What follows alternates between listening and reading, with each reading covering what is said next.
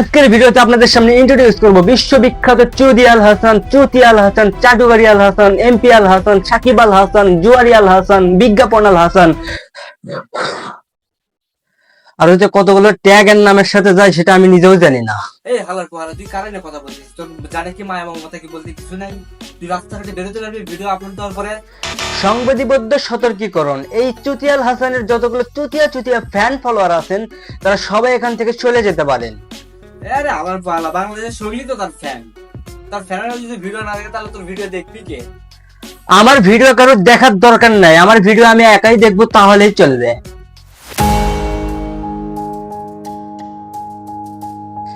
এই ভিডিওতে প্রথমে তার নেগেটিভ সাইড নিয়ে আলোচনা হবে, তারপর হবে তার পজিটিভ সাইড নিয়ে আলোচনা। যদিও তার পজিটিভ কোন সাইড আমার চোখে পড়ে না। যদি তার নেগেটিভ সাইডে যাই, অসংখ্য কালো অধ্যায় তার রয়েছে। জুয়ারি স্পন্সর নিয়ে জুয়ারি বিজ্ঞাপন করে, অসংখ্য জুয়ারি সাইটের সাথে তার সংযোগ রয়েছে।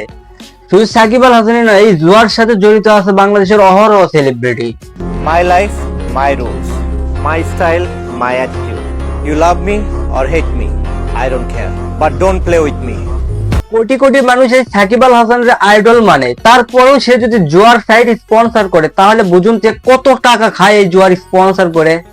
আর কোটি কোটি চুতিয়া ফ্যানরা ভাবে যে আমার আইডলে যদি জুয়া খেলে তাহলে আমরা খেললে কোথায় অসুবিধা। যখনই তারা জুয়া খেলতে চায় চুতিয়া মারা দিয়ে আসে। আমার তো সবকিছু অ্যানালাইসিস করে মনে হয় তার টার্গেটই ছিল ওইটাই, যে সে ক্রিকেট খেলবে এবং কোটি কোটি ফ্যান পেজ তৈরি করবে, আর সেই ফ্যান পেজের সামনে জুয়া স্পন্সর করবে এবং কোটি কোটি টাকা কামাইবে।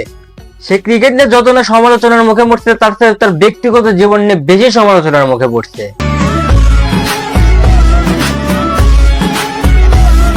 এই দেশে স্বৈরাচারের দোহর ছিল, স্বৈরাচারের হয়ে এমপি ইলেকশন করলো।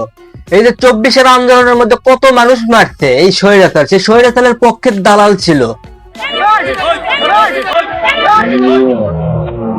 ওই যে যারা লোক একটা গান বলে না,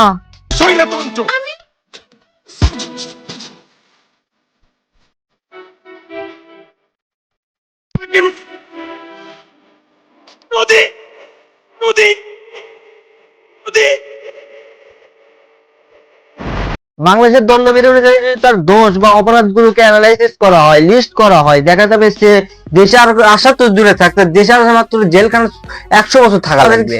আর তার চুতিয়া ফ্যান ফলোয়ার গুলো তো আছে, তারা বলে যে তার সে দেশে আসবে, তারা সদরে গ্রহণ করে আবার ক্রিকেটের মাঠে নামাতে হবে আমাদের। তার নেগেটিভ সাইড যদি আমরা আলোচনা করতে যাই তাহলে 1 ঘন্টা আমার ভিডিও বানাতে হবে, তাও তার নেগেটিভ সাইড সম্পর্কে আলোচনা করা শেষ হবে না। ওকে নেগেটিভ সাইড বাদ দিয়ে এবার একটু পজিটিভ সাইডে আসি। ওকে তার পজিটিভ সাইড, ভাই আমি তার কোনো পজিটিভ সাইড আমি খুঁজে পাইতেছি না। সে বাংলাদেশের ক্রিকেটকে অন্য মাত্রায় নিয়ে গেছে, বিশ্ববিখ্যাত অলরাউন্ডার, 3বারে 3 ফরম্যাটে, এই সবই আর কি। ক্রিকেটের বাইরে বাংলাদেশের রিপ্রেজেন্ট করার মতো সে কিছু করে নাই, এবং বাংলাদেশের এমন কোনো ট্রফিও সে আনিয়ে দিতে পারে নাই যেটার দ্বারা বাংলাদেশ গর্ববতী হবে। Okay good bye, sorry good night, ঘুম ধরছে।